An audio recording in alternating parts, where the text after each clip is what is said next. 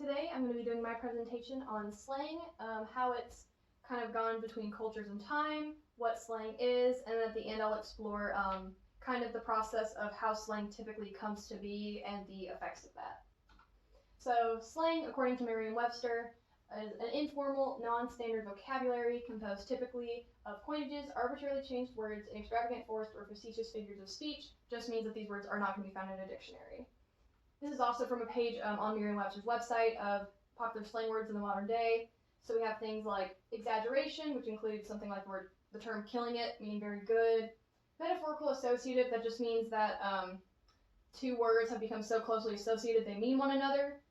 Tea closely became associated with the concept of gossiping, therefore tea means gossip. Shortened or double meaning, this is, so something like woke is short for the word awoken, but it actually means to be aware of societal issues or sometimes spiritual issues. We have portmanteau. This is a really common one in the modern day. So substitute the word hangry, which is a mixture of the words hunger and angry. And then we have abbreviations. This is really common, especially in the internet age where a lot of websites have character limits. So for example, the word LOL means laughing out loud. IDK means I don't know. Slang is a natural extension of how people communicate. Most people don't like to be very wordy. They want to be very concise and to the point, at least when they're speaking aloud or trying to communicate an idea. But slang is also not a modern invention or a English-specific concept. The term tricked out, which is actually still used in English, it means being very well dressed, originates from the 1500s. And then you also have stuff like this term from Chinese, liao qu, which translates as naked resignation, and it's when you basically have a job and then you quit it, but you don't have another job lined up. So slang has a lot of important societal and community benefits. So these kind of include ease of use. These terms are from the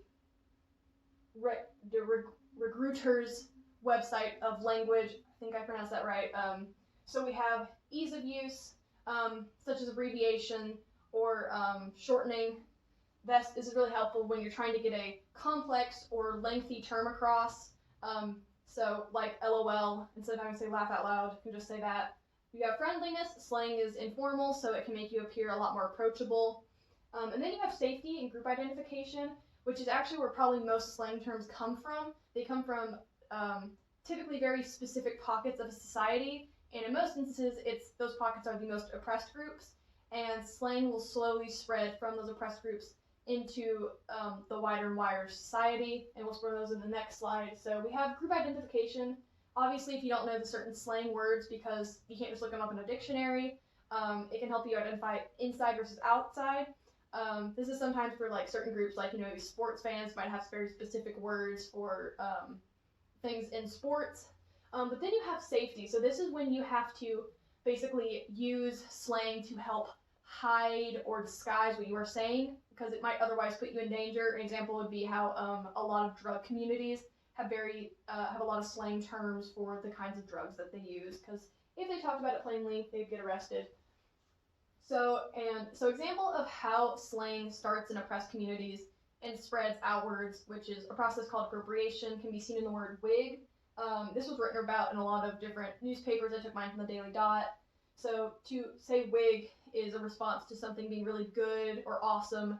And it originally started actually in the black drag community, which makes sense because they would be wearing lots of wigs and something would be so good, it would blow their wig off. But as it spread out and outwards, so it typically starts, so in this case it was the gay black community, and then it just went to the black community, and then the gay community, and then it slowly spreads outwards until it loses that original cultural context. This doesn't always have to be a bad thing.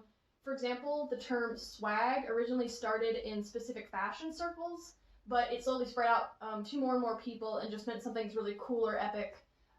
But for something like wig, especially where it comes from such a specific cultural context, or in such an oppressed context, I should say, it's kind of maligned in this instance because the slang term, it loses that cultural significance and it becomes so overused that it becomes tacky to say, the same way that swag became overused and it's kind of considered tacky to say now. the term wig is considered dorky to say, and this process made a lot of people in the Black and gay communities very angry, especially those in both Black and gay community at the same time. So it's just kind of that's not to say that slang is inherently good or bad, it just means that it typically follows that process from most oppressed to most privileged.